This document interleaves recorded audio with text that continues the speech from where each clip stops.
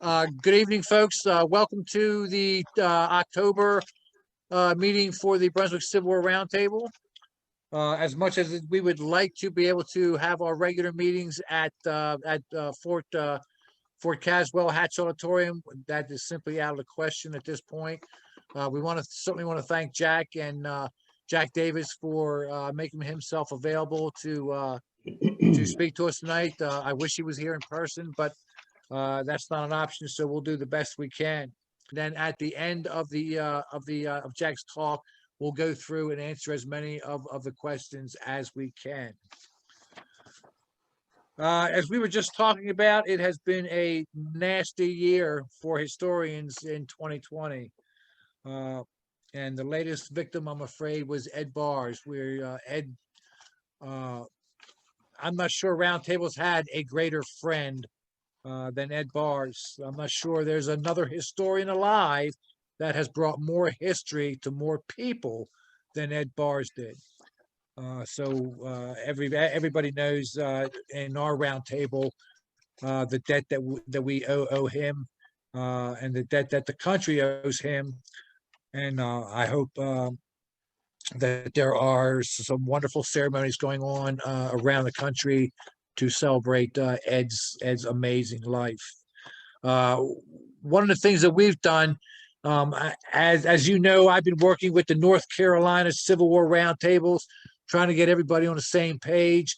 And because of that, we've been able to raise about, I think it's about $5,000 with everybody, all the roundtables in North Carolina pitching in. And there is what is known as an Ed Bars. Let me see, I've got a slide here. There's the Ed Bars Bentonville Fund. What we're planning to do with that is to buy a small patch of ground up there connected to the battlefield. With $5,000, you're not going to be able to buy much, but we don't really need much, because what we're going to put on it is some sort of memorial statuette or some sort of plaque to Ed. He was very fond of the Bentonville battlefield, and that's what North Carolina Civil War Roundtables are going to do. I hope that the other roundtables around the country follow that lead. Like I say, I don't think there's been a better friend to Civil War Roundtables than Ed Bars.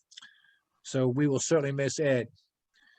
November 10th is the next meeting. Ordinarily, it's the first Tuesday of the month. That'd be November 3rd.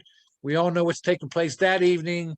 So we decided we were going to move it back to the 10th so that if folks need the evening to get out and vote, they'll have that time. And then we will meet on the second Tuesday, and that is the 10th. And our speaker will be Chris Mikowski. His topic will be second guessing General Ewell. Anyone that's seen Chris at our meetings, we've had, I believe, 5 standing ovations, and Chris has 3 of them. So we also would much rather have Chris on stage, where he can take full advantage of his expertise and his unique talents. But we will certainly be having Chris Mikowski back once we do get back to regular meetings. Okay, I don't think I have anything else. Tonight we are very fortunate to have one of the great historians of the United States, and that is William C. Jack Davis. Jack's one of these guys that if he sat here and tried to list all of his many achievements and awards, we would never get to our meeting. He has over 40 books on the Civil War, and which is what I found that was particularly important for us tonight, since his topic is the escape of Jefferson Davis, flight to Oblivion. He is the only 3-time winner of the Jefferson Davis Prize for Confederate history. So we certainly have the right guy for that topic. This is one of those topics that seems to have attracted a lot of myths over the years. Jack's going to straighten us out on those. again, Jefferson Davis is one of those folks that brings out sharp opinions. A lot of people really do not like Jefferson Davis, and then a lot of people think that, you know, he was doing the best he could under the circumstances, and that's kind of where I come down on it. I think he was probably doing the best he could. And we'll have to ask Jack. I just realized tonight, same last name. Is there any relationship there, Jack? Yes and no. Okay. No blood relation to the Jefferson Davis, but my son's name is actually Jefferson Davis. Is that right? Okay. Nobody believes that he was not named for the Confederate president. It just happens to be an older name in my family. It goes back to the 18 teens. Okay. Every generation named for Thomas Jefferson. I bet he gets a lot of that. I bet he gets a lot of that. He does. He got a little teasing when he went to college, but nobody's ever made fun of his name, and he uses the full name. Even his wife calls him Jefferson. That's amazing. This event was, I'm sure there were a lot of guys that consider this to be the last nail in the Confederate coffin. Those that did not want to surrender when Lee surrendered at Appomattox were hanging on, and I think that for a lot of them, when Jefferson Davis was captured, that was probably the end of their Civil War for a lot of them. So again, we have the best credentialed historian to speak on Jefferson Davis and this topic tonight, and I'll give you Jack Davis. Well, good evening to all of you. I'm delighted to be with you. Sorry I can't be there with you in person. Both my wife Sandra and I have great recollections of the visits we've made down there. It's a wonderful roundtable. I'm impressed by how many have logged on in this online version so far. You may crowd out the cybernetic airwaves. It's a pleasure to be with you. And this Zoom thing seemed to sort of work. And I was telling Mike, I wish I'd bought stock in Zoom about 8 months ago. I'd be a wealthy man. But it always makes me want to laugh. I grew up in Sonoma County, California, before it caught fire. And back in those days, in the 1960s, there was a breakfast cereal on the West Coast that was called Zoom. I don't know if it was in the East Coast or not. And this thing was reputed to have almost mystical qualities. Not only was it a breakfast cereal, but you could also use it to make a pie crust, and 3 or 4 tablespoons of it put in your radiator would stop a leak in the radiator. I don't think Corn Flakes or Rice Krispies will do that. There may be other things Zoom could do that I don't recall. But whenever I hear of a Zoom conference, the first thing I think of is cereal. I'm getting hungry right now, just mentioning. What I'm going to talk with you about tonight, as Mike said, is the flight of the Confederate government, the breakup or breakdown of the Confederate government, with some special focus on Jefferson Davis, because he plays an enormous role, even if somewhat passive, in the story. A little bit of background. I think it helps to understand, and this is not widely understood, that the Confederacy was deeply riven with internal dissension from the very outset. And it only got worse as the war went on. And Davis himself was part of the reason for it. He excited such acrimonious or bitter reactions from some people that they didn't just dislike him, they loathed him. This should not be unthinkable to us in our day, because every president we've had in some years now seems to be loathed by a lot of people, one side or the other. In fact, there was some planning coups to depose Davis. Robert Barnwell Redd of South Carolina actually proposed a coup in which Davis would be removed by force, if necessary, and that Robert E. Lee should take over as military dictator. He wrote a letter to Lee proposing that. Lee, great man that he was, didn't even answer the letter, so far as we know. He simply ignored it. But that's how extreme some people's feelings were about Davis, with the result that when 1865 dawned, there are 2 factions in Richmond.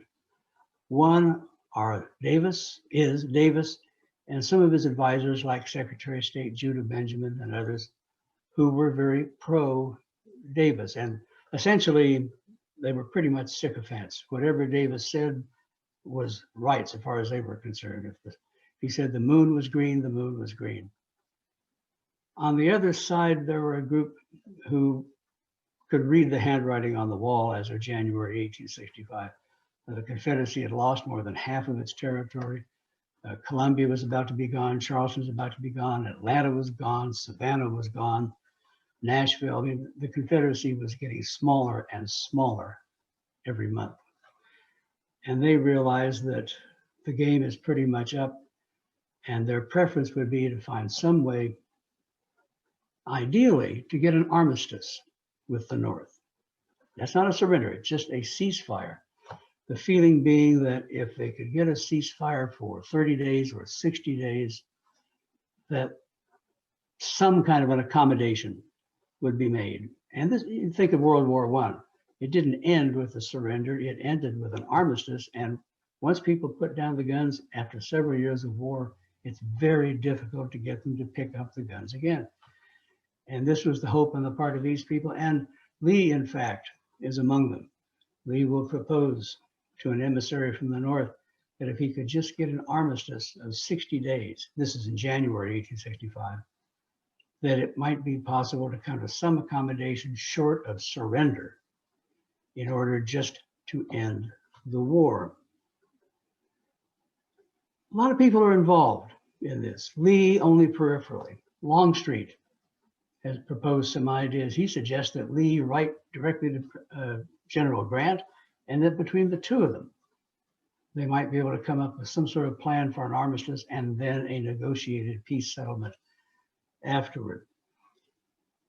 But this all really takes on a new meaning and a new impetus on February 6, 1865, when the Confederacy gets its fifth and last Secretary of War, who of course is John C. Breckinridge of Kentucky, who, and I'm sure most of you know, Breckinridge had one of the most meteoric political careers in American history. He was elected vice president at the age of 35, which is the minimum age you can be. It's highly unlikely anyone younger than him will ever be elected. He's nominated against his wishes to run against Lincoln in 1860 and came in second in the Electoral College. He's then a Confederate brigadier and major general who's reasonably successful, but he has enormous political and personal prestige. More people, more men in the South have voted for him for election than voted for Jefferson Davis. He's very widely liked in the Army, both the Army of Tennessee and the Army of Northern Virginia. So he brings to that office tremendous prestige, unlike anything enjoyed by any of his predecessors, which means, among other things, that he can stand up to Jefferson Davis in ways that others could not, because he's more popular in the Confederacy than Davis by 1865. And he has the personal prestige to demand to be heard, should he choose to try to do that. I'm convinced that he hasn't written it anywhere. I'm just convinced from years of studying him that when he took over the office of Secretary of War, he knew the war was lost. He probably knew that much earlier, sometime in 1864. But he knows the war is lost, and the question before him now is, how can they make a peace that will be the best for themselves, keeping in mind that if they surrender, the sooner they surrender, rather than force the Union to defeat them in the tail, that means they could save months of war, which could save the North more thousands of lives lost and millions of dollars in treasure lost as well. So even though they're going to lose, the Confederacy still has something to bargain with. And what they can bargain with is the ability to save the North all of that extra blood and treasure if they can find a way to surrender first. So what they devised amongst themselves, Breckinridge, the Assistant Secretary of War, John Campbell, who before the war had been an Associate Justice of the United States Supreme Court, the Postmaster General, John H. Reagan, a wonderful old hard-scrabble Indian fighter from Texas who was usually seen chewing tobacco and whittling big sticks into little ones and spitting tobacco, much of which never got beyond his beard or his coats. He had what was regarded as the filthiest overcoat in Richmond. but he had a canny brain. He's also the only postmaster general in our history who ever made a profit out of it. Some of their letters may still be getting delivered today, but the fact is he actually made it run at a profit.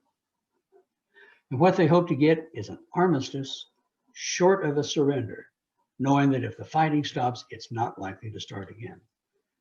They want for the states, the seceded states, to be able to assimilate back into the Union with no restrictions, which would mean governors and legislators would stay in office.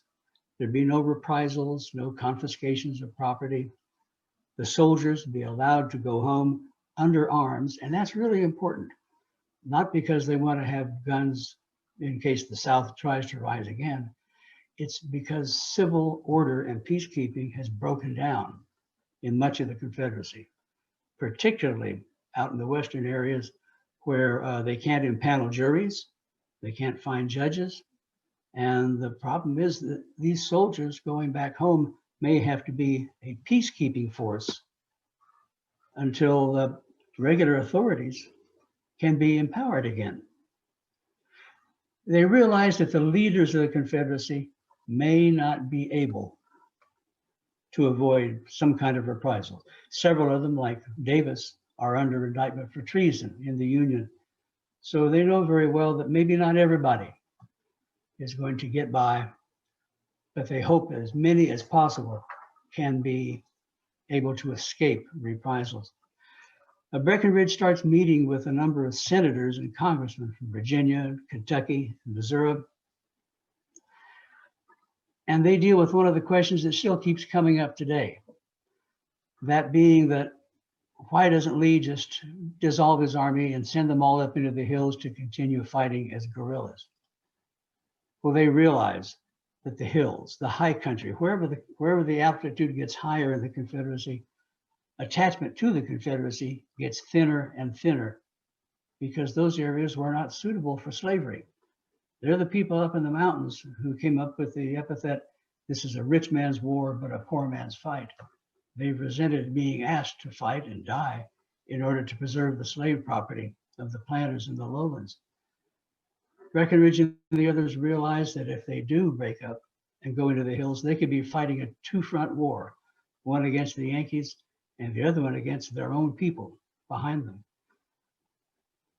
They must surrender as a nation because he believes, and the others agree, that doing so will secure for them the admiration of their own people and the admiration of the world. They've surrendered honorably as a government rather than breaking up into essentially groups of what some might even call bandits to try to prolong the war, to try to postpone the inevitable as long as possible, but with no real chance for winning.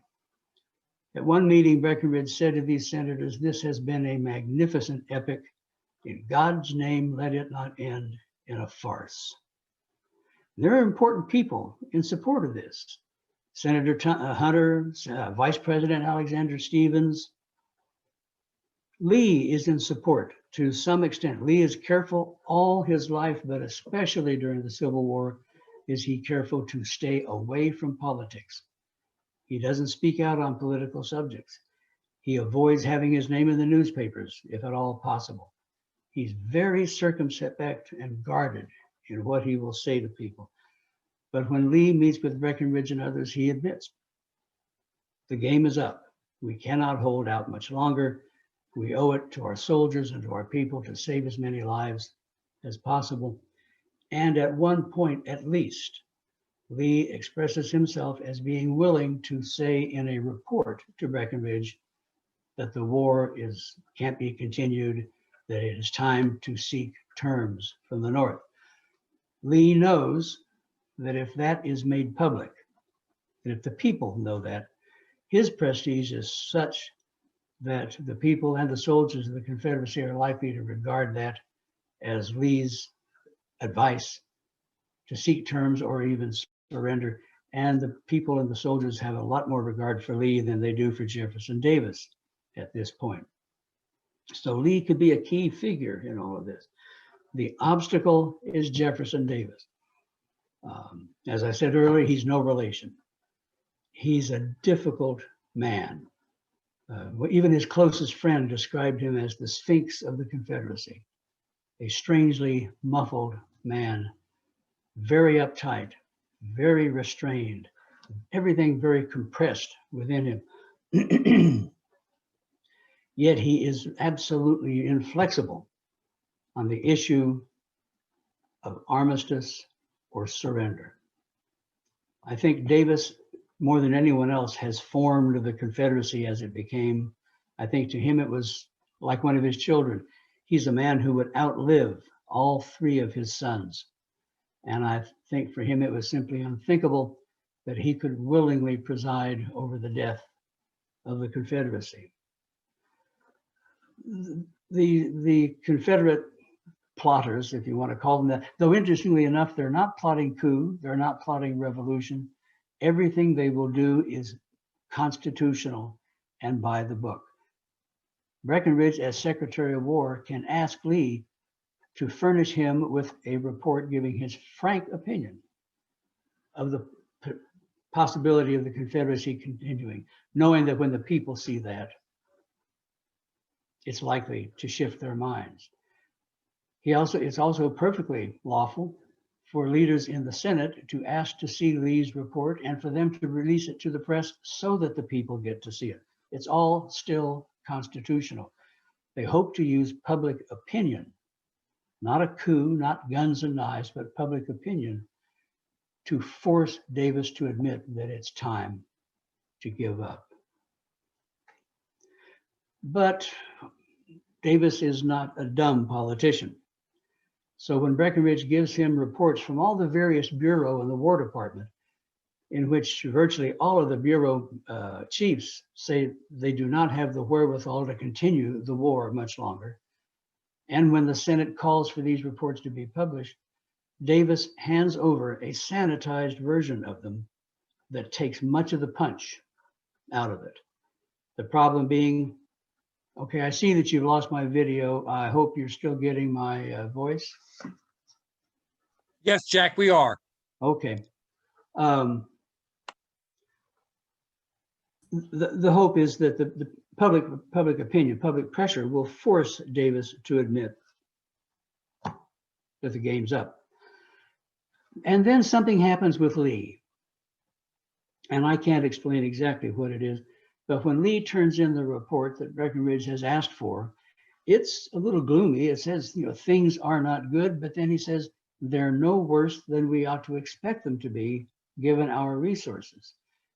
If we had more manpower, if we had more resources, we could continue longer. So it's an equivocal report that does not serve the purposes of Breckinridge and Reagan and the others. And so Lee, for whatever reasons, kind of takes himself out of the equation. My guess, and it's just a guess, is that after a lifetime as a soldier, he simply could not bring himself to give up without one more campaign. Then, of course, time and circumstances take over. Grant's ready to punch through Lee's lines around Petersburg and Richmond, and it's necessary to evacuate the capital to get the army out and to get the government out while it's still possible, while there's still one remaining rail line that can be used. So Richmond falls. Interestingly enough, while many of the other cabinet departments, the Department of State, the Navy Department, for instance, are actually burning their records. They've made no provision for leaving the capital. They take those boxes of archives out into the streets outside their offices and set fire to them. Wind comes up and blows glowing embers from that all over the city, and that starts the fire that destroys much of Richmond. It was not started by Confederates intentionally. It is started by their own history burning up in their streets. There's a wonderful, if not incredibly tragic irony about that. Only the War Department is ready, because when Breckinridge took office, one of the first things he did was get ready to evacuate Richmond. And in fact, he will oversee the evacuation and the packing of scores, if not hundreds, of boxes of reports and bound reports and correspondence and telegrams, so that virtually everything that survives in the National Archives today relating to the Confederate side of the military war is thanks to all those documents being packed in advance and being put on a special train under guard to ensure that it gets out of Richmond as well.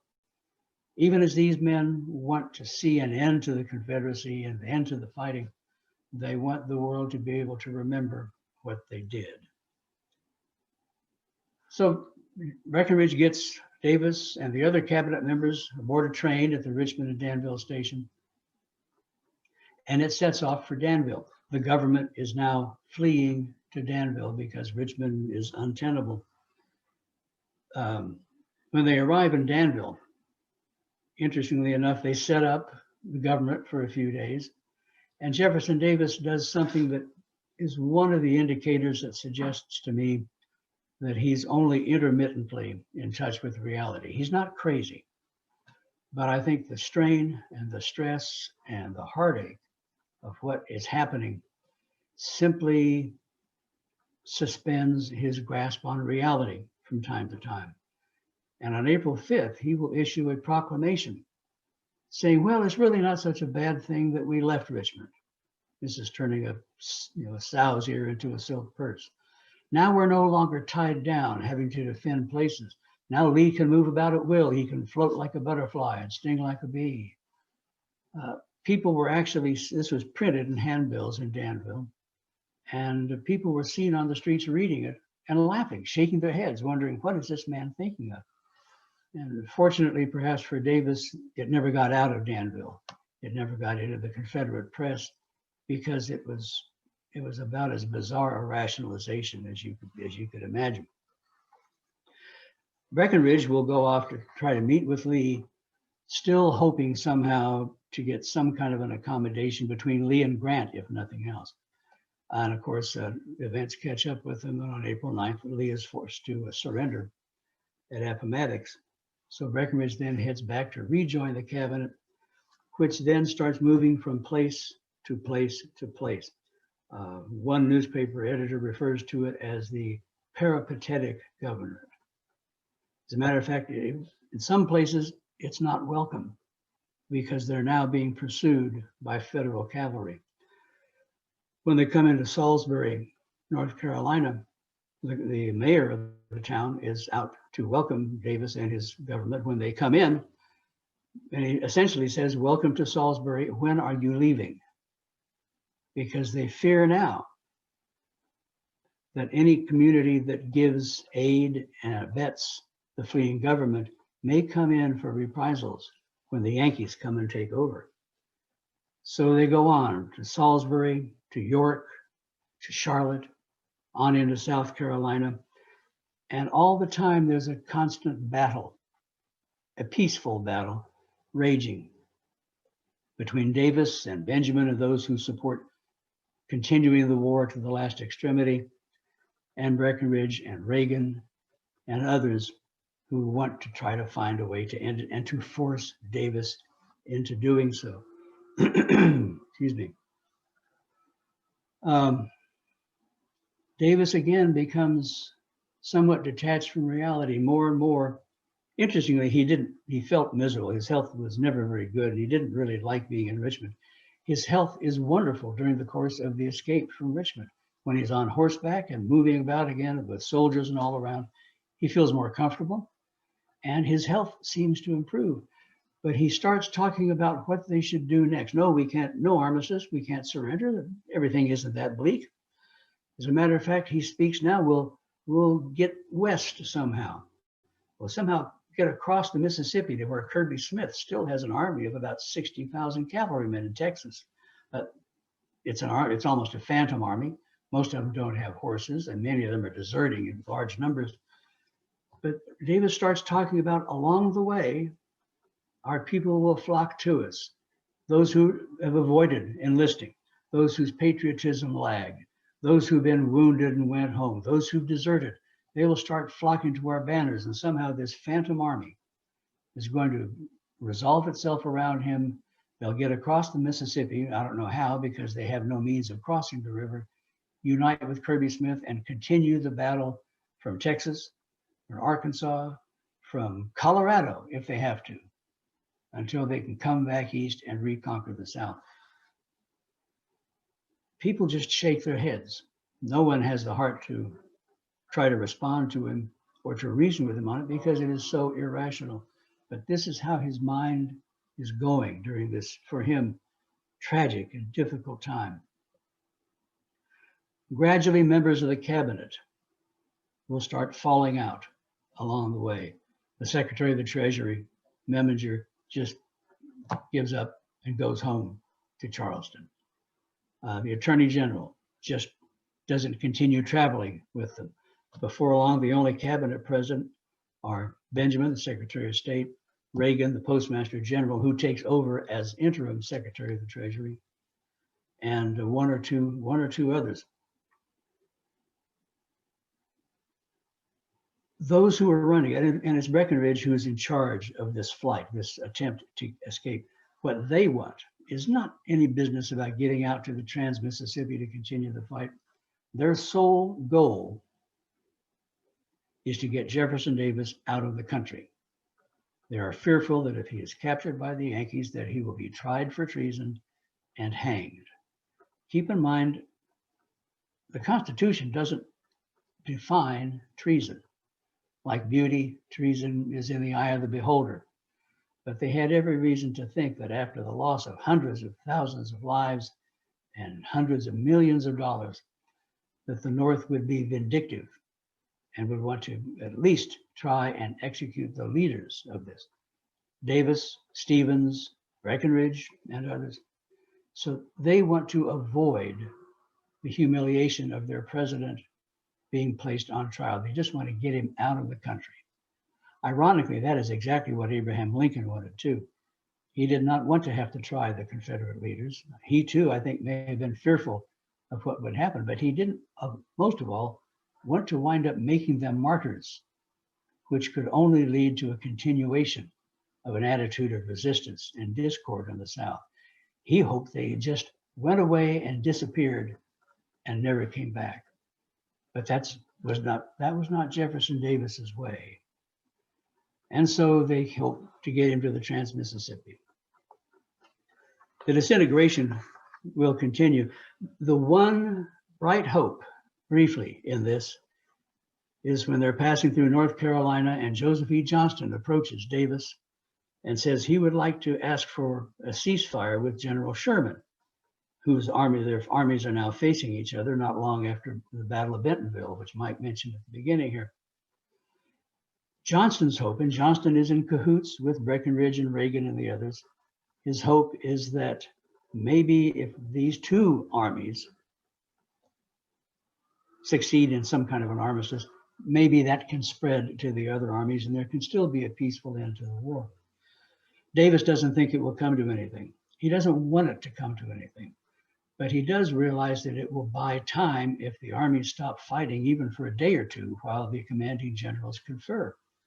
And so he agrees to allow this to take place. And he sends along Breckinridge and Reagan to confer with Johnston when Johnston meets Sherman. Well, what happens is, and I wish we had more on-the-spot description by people who were there. Johnston wrote about it, but unfortunately you can't believe anything Joseph E. Johnston writes. I mean, the biggest novel of the Civil War, I think, is Johnston's memoirs. It's one line from beginning to end. Breckinridge wrote nothing whatever about it. Sherman wrote very little. But somehow or other, between the two of them, Breckinridge and Reagan managed to take over the meeting.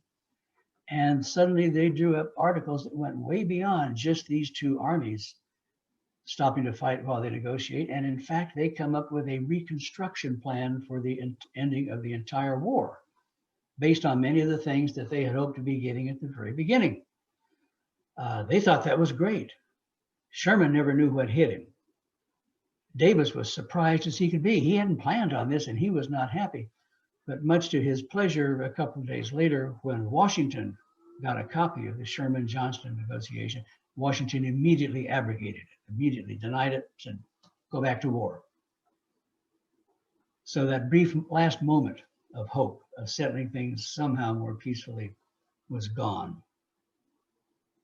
By now, it begins to be evident that they are tenuously close to that farce that Breckinridge had been afraid of. There's an escort of about 3,000 soldiers, many of them Kentuckians and the others Tennesseans, who are staying with the cabinet as it moves south across Georgia, across South Carolina and into Georgia. And increasingly, they're just deserting, or they're just sort of taking things at will. When they come to Washington, in North Carolina, they simply break into some government warehouses and take anything they can. It's the same thing that happens in some of our cities today, when a mob rule sort of takes over and people will break it. They'll steal the most bizarre things. Soldiers who didn't know how to read or write were stealing stationery out of government warehouses. I don't know what they're going to do with it. As they approach Washington, Georgia,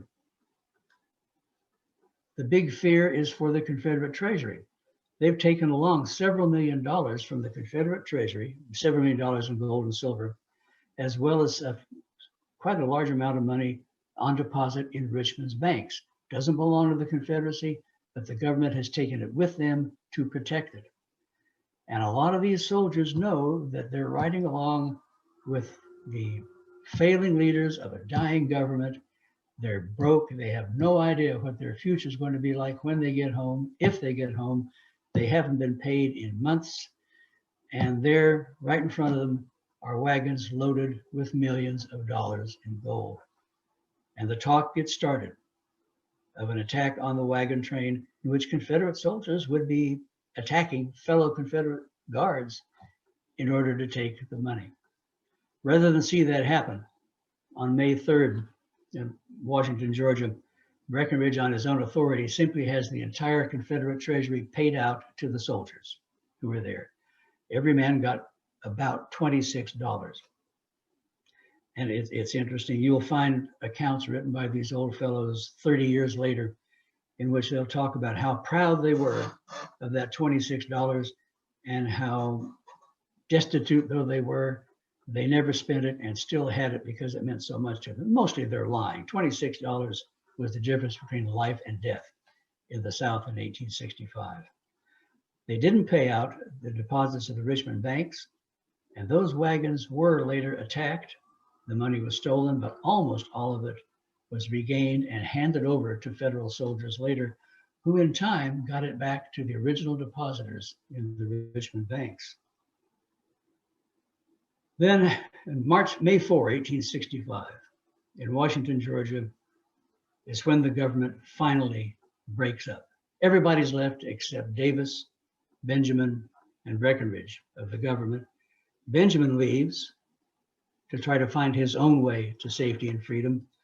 That just leaves Breckinridge and Reagan, and now their goal is to get Davis out of the country, get him to Florida, to the coast, and on a boat to Cuba somewhere, and then for Breckinridge himself to somehow find his way to the Trans-Mississippi so that he can oversee the surrender of Kirby Smith's army. Again, as long as there's any Confederate soldiers in the field, there's still the possibility that negotiating or surrender will make easier terms for the defeated Confederates. So Davis leaves on his own hook with a small escort, while Breckinridge will lead a few hundred Kentucky cavalry in an opposite direction, hoping to decoy the pursuing Federals away from Davis to buy him time to get out of the country. But it's my feeling that Davis didn't want to get out of the country at that point. He slows himself down. He has not just a small escort, but he has his family with him as well. They move at a snail's pace. And of course, on May 10th, outside Irwinville, Georgia, which is, there's no there now, it's just a wide spot in the road. They're surrounded, surprised in the morning by federal cavalry and captured. Contrary to the popular myth at the time, Jefferson Davis was not wearing one of his wife's dresses in order to conceal himself. He was wearing an overcoat called a raglan, R-A-G-L-A-N. We still have some clothing today that has what are called raglan sleeves that attach at a diagonal like this. It was a unisex jacket. Men and women both wore them. And Verena Davis threw that over her husband's shoulders just before he tried to walk away to some woods to get away.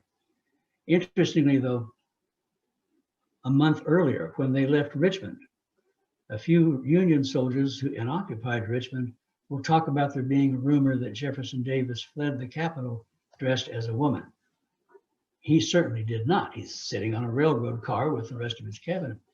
What it does show is the mindset of federal soldiers at the time and the people of the North at the time, that they were anxious to believe something humiliating about Confederate leaders. So it was very easy for them to swallow a story about Davis being in a dress. But he is captured to be sent off to an unknown fate. Vice President Stevens has simply gone home to Crawfordville, Georgia, and he's sitting in his home waiting for Yankees to come take him. And what's left of them set off on their escapes. And their two, Benjamin and Breckinridge, are the only two cabinet members who escaped. And their escape stories are diametrically the opposite of each other.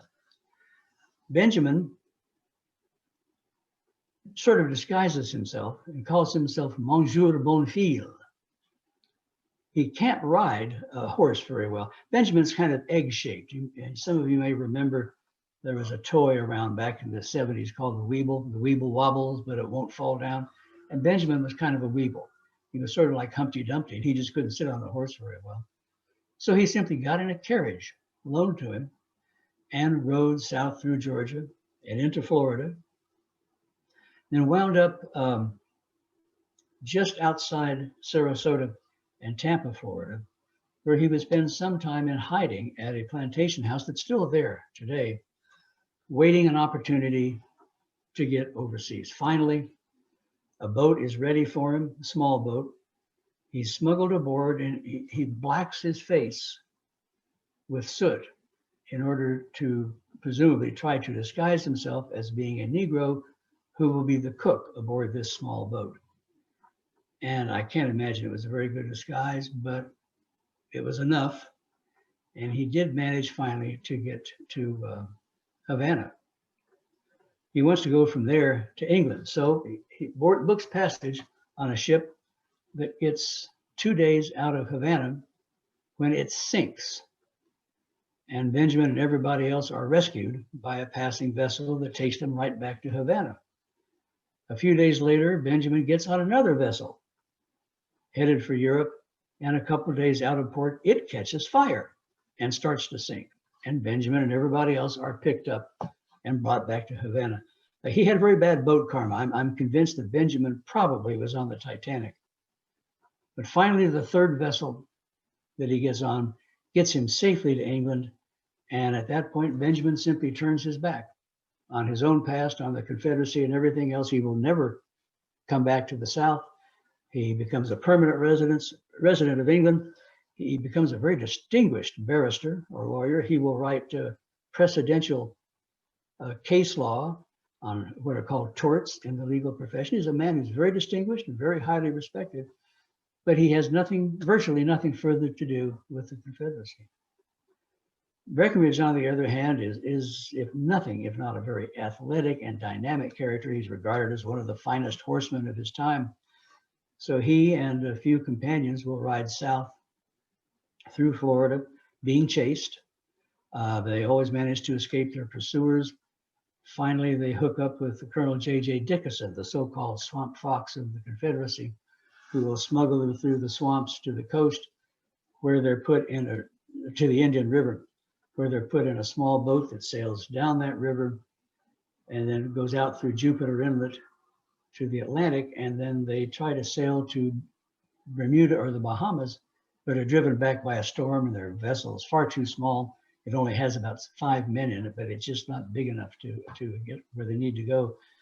So they see a bigger boat coming down the coast, and they all turn pirate and attack the boat. Nobody shoots anybody. They simply board it at gunpoint and take the boat away from the people who own it, and then sail down the Florida coast, stopping at Fort Dallas, which nobody had heard of. Nobody today's heard of. Today it is Miami. And what's there at that time is a small trading post, mostly inhabited by renegades, by Union deserters, Confederate deserters, and others, coastal scavengers. And they managed to buy some provisions and then have a running gun battle at sea as they try to get away from them.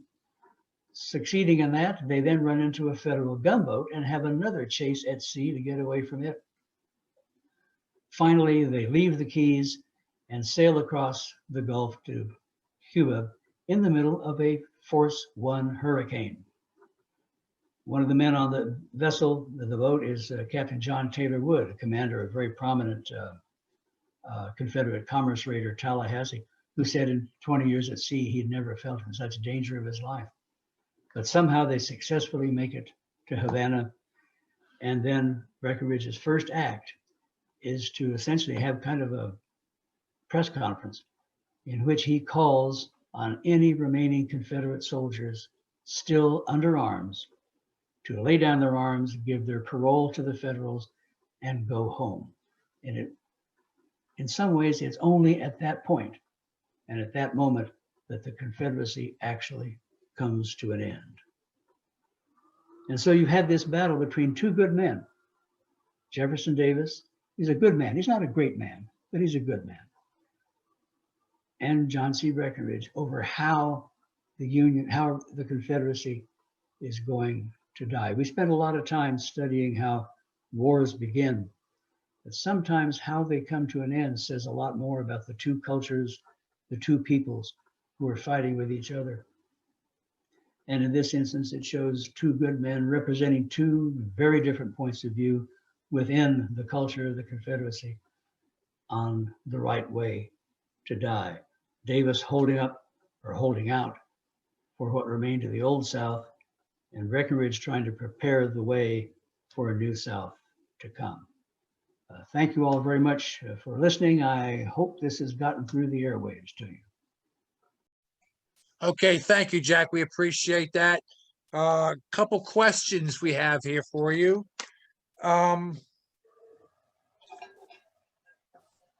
There's a lot written about the relationship between Robert E. Lee and Jefferson Davis during the war. As the war was shutting down at the end, can you tell me what their relationship was like at that point, from Appomattox to May? Yeah. Interestingly enough, it's very difficult ever to know what Lee thinks of Jefferson Davis. Lee is so contained and so circumspect about anything political or about a politician. Furthermore, their personalities are very different. Before the war, Lee regarded Davis as one of the radical secessionists, which he clearly was not. I mean, he believed in secession, and of course he goes with it, but he would have preferred a peaceful accommodation in 1861. So it kind of shows that Lee's perception of men in politics may not have been that sophisticated. Davis regarded Lee perhaps as his closest friend. Lee didn't have to suck up to him for that. Lee just brought him victories, and that made you Davis's friend. When Lee died, Davis would say, "He was my friend," and in that word is contained all I can say of any man. Yet you will look in vain to find Lee uttering opinions about Davis during the war or after the war. We do know that sometime around, I've forgotten the date now, but I think it's February of 1865. It takes too long to explain it, but Lee said something that really angered Davis. Davis wanted Lee to come to Richmond from the lines to confer with him on some very minor matter. Lee, it was not a wise request. There's no reason Lee had to be involved in it. And it's pretty apparent that Lee could get frustrated with Davis constantly asking him to come to Richmond. I don't think Lee understood that Davis just needed the comfort of being with the man he regarded as his friend. That with so many other people backbiting and attacking him all the time, I think it was a relief to spend a little time with Lee. But Lee was too busy, and so he made the mistake of writing back essentially saying, "I'm too busy right now." And it really angered Davis. I think it hurt him. And he sent back a response saying, "Your opinion is no longer wanted in this matter."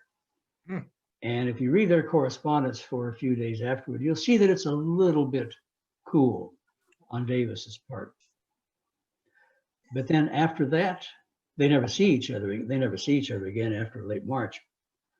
And so there is no face-to-face relationship. But interestingly enough, there is virtually no correspondence between them during the remaining 5 years before Lee dies. Davis will always, however, speak almost worshipfully of Lee. Great, thank you. Next question. And this is something that I read, and I can't tell you who the author was. Wasn't there some correspondence between Joe Johnston and Davis about money to pay the troops?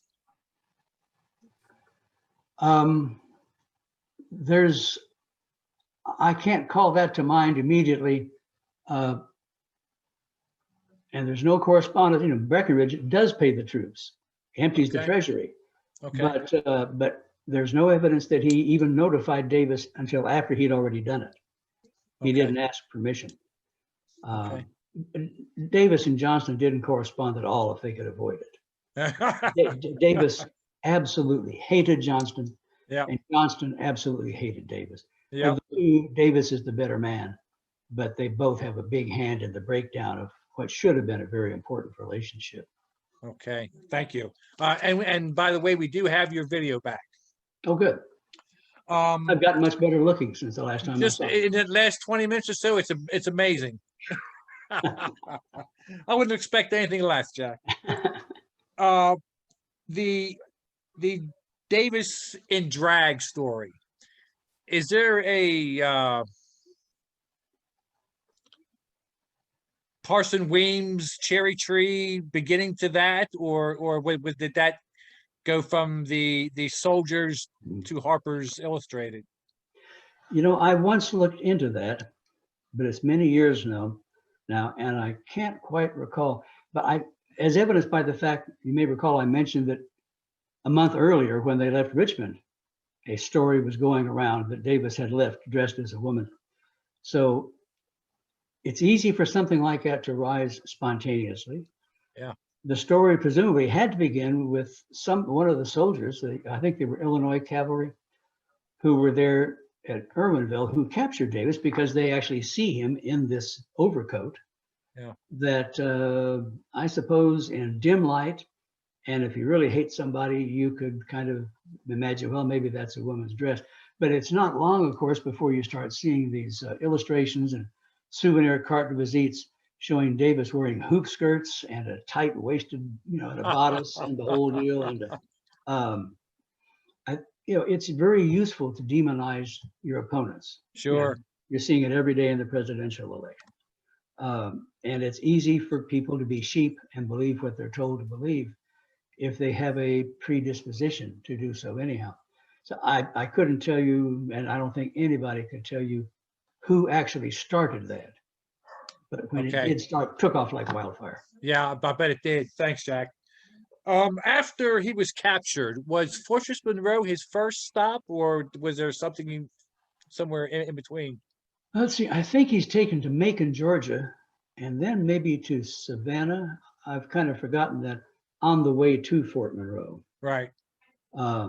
He's very well treated by everybody. He's very hospitably treated by the Union General James Wilson, who was in command in that area. So he's treated with a lot of respect. He's not held up for public ridicule, that sort of thing, which they would have been afraid of. He's allowed to have his family with him during the period until they get to Fort Monroe. And then after some time at Fort Monroe, he's allowed to have his wife, Verena, there living with him. And in fact, by the time he leaves Fort Monroe, he's living kind of like a mafia don does in a prison here. Very comfortable furniture and good food, and a fair bit of freedom around Fort Monroe. He could leave his cell or the casemate he was staying in and walk the parapets. And many of you have been to Fort Monroe, you've seen, no doubt, where he was held. Yeah, thank you.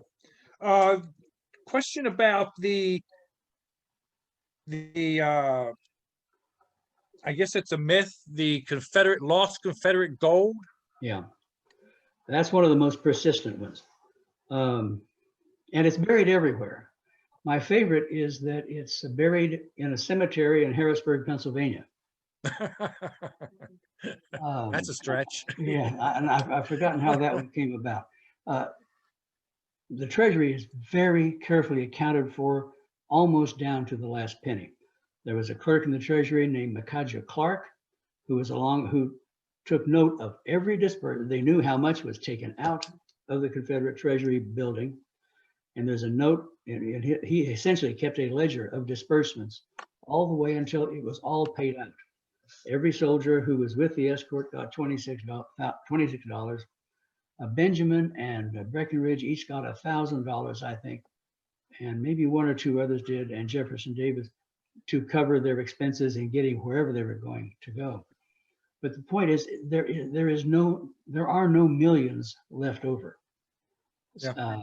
But especially living here where I do now in Southwest Virginia, you'll hear these stories every 5 or 6 years. Somebody even has a map. They've just never got time to dig it up. And I bet it's for sale too. It might be. I bought several myself. Yeah. Thanks, Jack. So basically then when Davis gathered up what he could get and left town, left Richmond, but at that point the Confederacy was bankrupt. Is that right? Very much so, except for What's what they took on in. the road. Yeah. Yeah. There were several $1,000s in the hands of Jacob Thompson, as a Confederate diplomatic commissioner to Canada, which he had taken to fund operations in Canada, trying to destabilize gold in the North and funding the St. Albans Raiders and a number of other things like that.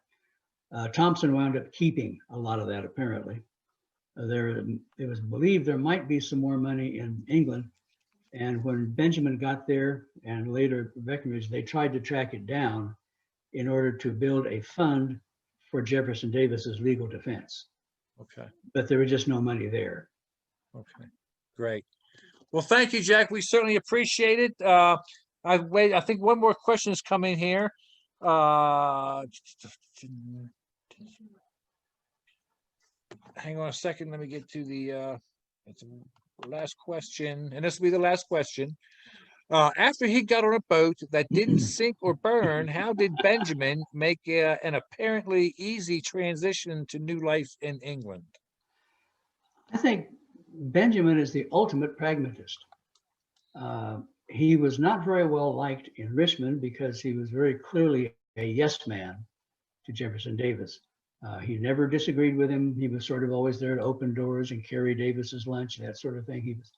He was the ultimate sycophant. He's a very smart guy and very capable, but he was extremely able at looking out for Judah Benjamin. So I don't think it was very difficult. It surprises anybody who studies Benjamin how suddenly when he gets to England, he can just turn his back on the Confederacy. But I guess that's just the way his mind worked. He was that way with a marriage he had too. He married a young wife years before the war.